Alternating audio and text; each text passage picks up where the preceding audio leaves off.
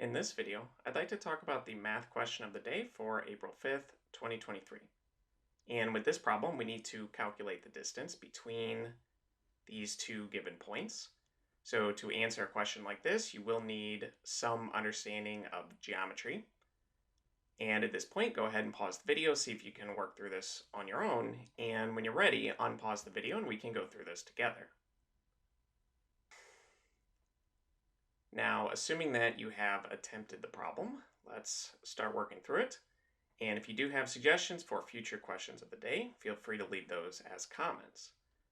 Now, when finding the distance between 2 points, it might be helpful to plot each of these points and then connect them with a line. And essentially, we just need to find the length of that line. So let me start by quickly making a coordinate plane. And we can plot this point, 9, -2. In green, we can go over 9 units and then down 2 units, so right about there. And we can do this point right here, 2, -9 in this pink color. We go over 2 and then down 9 units, so right there. And like I mentioned, we can connect these with a line, and we just need to find the length of this line. We can call that D for the distance between the 2 points.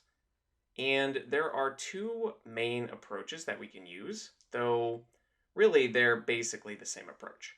One is using the distance formula, where if we have 2 points, let's say x1, y1, and let me use those same colors. Let's say we have x1, y1, and let's say we have x2, y2.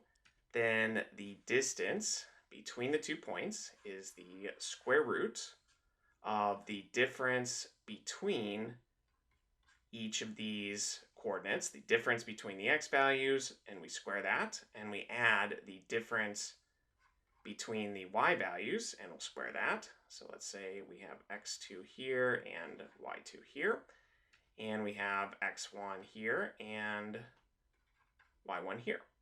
So if we just label what x1, y1 and x2, y2 are, we can plug these in and use this formula to calculate the distance between the points. So this is one approach, but this formula just comes from the Pythagorean theorem. It might help if you square each side so that you can cancel out this square root and it might look more familiar. Since remember that if we have some right triangle with legs A and B and hypotenuse C, then the relationship between these sides is that a squared plus b squared is equal to c squared.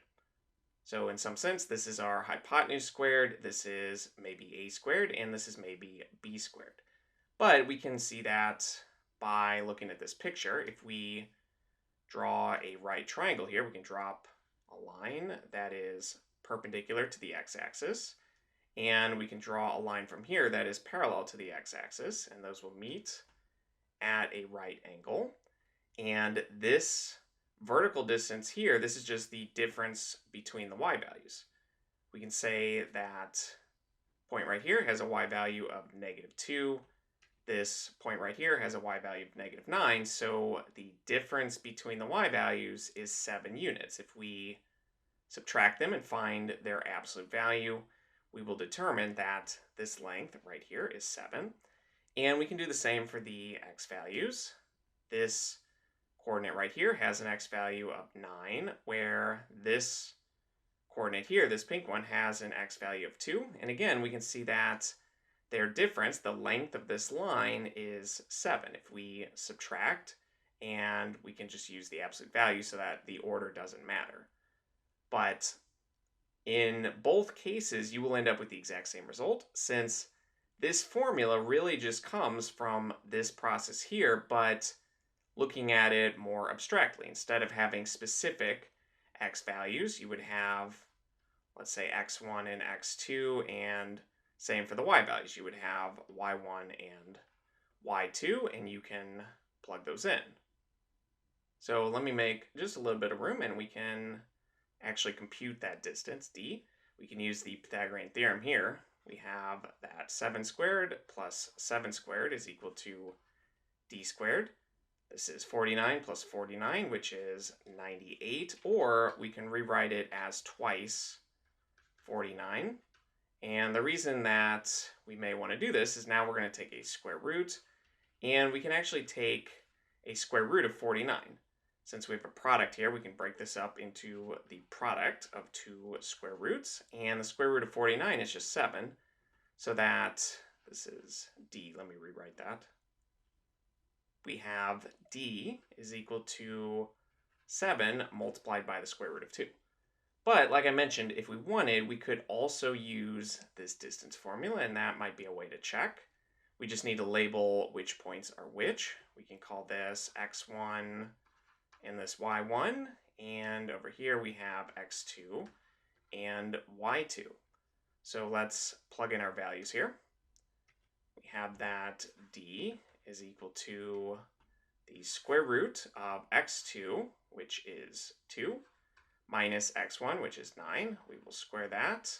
And then we have y2 minus y1, so negative 9 minus negative 2, which is the same as adding 2. We will square that. And notice in both cases, we end up with negative 7 underneath this square root and inside the parentheses.